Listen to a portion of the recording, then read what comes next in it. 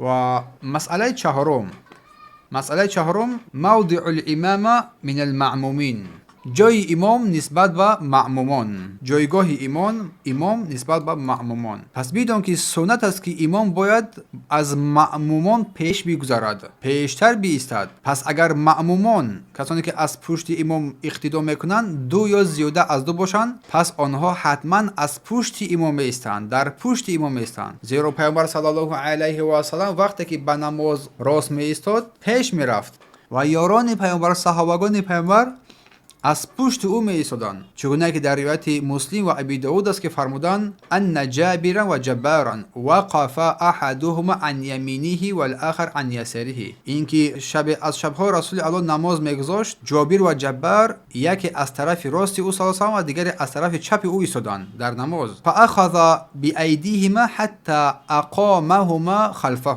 پیامبر چور کردند؟ پیامبر الله صلی الله علیه و سلم دستانشان را، دستان هر دوی آنها را گرفتند و هر دوی آنها را در پشت خود قرار دادن. روایت مسلم تحت رقم 3010. و همچنین با حدیثی که ابن عباس رضی الله عنهما روایت می‌نماید، گفتند که ثم یؤم رسول صلی الله علیه و سلم، وقتی که پیامبر صلی الله علیه و سلم نماز میگذاشتند در خانه یا که با ما نماز میخواندند، و نقوم خلفه و نصلی بنا، ما پشت پیامبر صلی الله علیه و سلم می ایستادیم که بر ما نماز را میخواند، در پشت پیامبر می ایستادیم. روایت مسلم تحت رقم 659. اما اگر یک انسان با همراهی امام نماز بخواند، پس از طرف راست او با همراهی امام یک جا شده نماز را میگذارند، در یک صف، یک جا، در یک قطار ایستاده نماز را میگذارند. لانه صلی الله علیه و سلم اراد ابن عباس جابرا الی یمینه لما وقف عن یساره.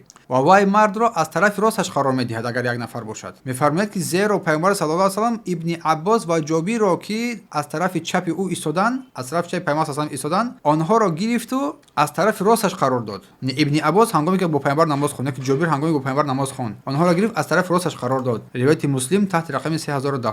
و همچنین جایز است که امام بین معمومان قرار بایستد اگر در این نیازمندی پیدا شد. زیرا ابن مسعود بین علقمه و اسود نماز خوانده گفتند هکذا رأیت رسول صلی الله علیه و سلم یصلی، یعنی که همین طور من دیدم که رسول الله صلی الله علیه و سلم میکردند، یعنی که در بین انا همون نمازگزاران می ایستاد، یعنی که پیش صف، در صف پیش نمی ایستاد.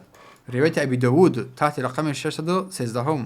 و بدانید که این کار تنها در حالت ضرور و جایز میگردد که اگر نیازمندی در آن باشد، جای کم است و اما زنها باشد، تنها در پشت صفهای مردان میستند، با همراه مردها صف نمیگیرند. با دلیل حدیث انس رضی الله عنهما میگه صففت انا والیتیم وراءه والعجوز من ورائنا، من و یک پسر بچه یتیم پشت سر پیامبر صلی الله علیه و سلم صف گرفتیم، یک پیرزن از پشت ما صف گرفت. روایت مسلم تحت رقم 658. این است مسئله چهارم، جایگاه امام و مأمومین.